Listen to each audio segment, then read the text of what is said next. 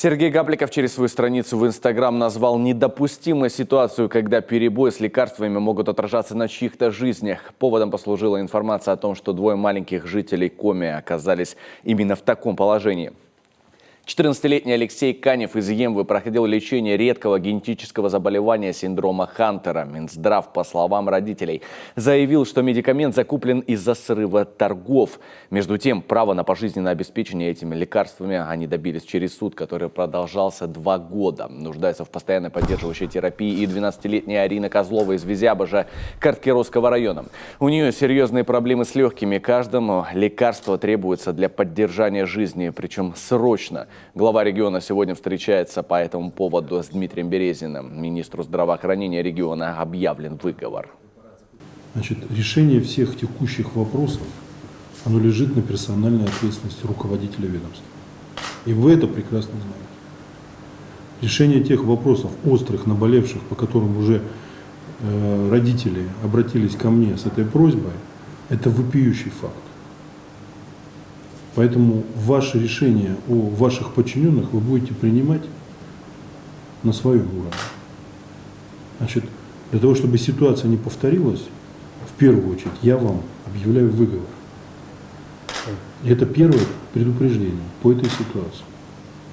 Значит, второе. Те, кто был действительно в этой ситуации виновен, разберитесь, доложите. Но вашего заместителя, значит, никаких уже там ему неполных служебных соответствий. А я считаю, что он вообще не имеет права больше заниматься этой деятельностью. Тем более в должности замминистра.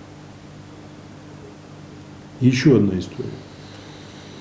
Все, что вы сегодня сказали по поводу несостоявшихся конкурсов, отсутствия, это все говорит о следующем. Низкий уровень подготовки тендерной документации, отсутствие, по сути дела, планов и понимание того, чем эта вся ситуация в результате может оказаться, в том числе для тех граждан, которые сегодня жизненно зависимы от этих препаратов. Управление отраслью и конечный результат – это, извините, связано с искусством предвидения. Я вас прошу в этой ситуации особо уделять этому внимание.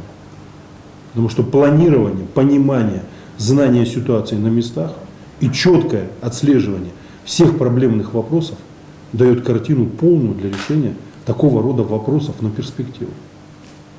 Если хотя бы еще раз я в этой ситуации от граждан получу информацию, что что-то не закуплено вовремя, я приму другие меры. Но думаю, что это уже будет без вас. И люди уже сбились с ног.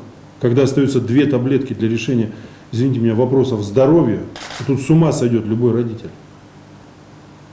А вы ссылаетесь на отсутствие каких-то там формальных процедур. Значит, доложить мне о всех принятых мерах в кратчайший срок. О наведении полного порядка во всех этих вопросах. И учета каждого пациента со всей проблематикой, которая сегодня существует.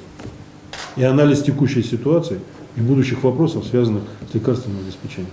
Вам все понятно? Есть, да. Станет предметом особого разговора ситуации в целом с лекарствами для лиц, страдающих редкими заболеваниями. В следующем выпуске новостей мы сообщим новые подробности.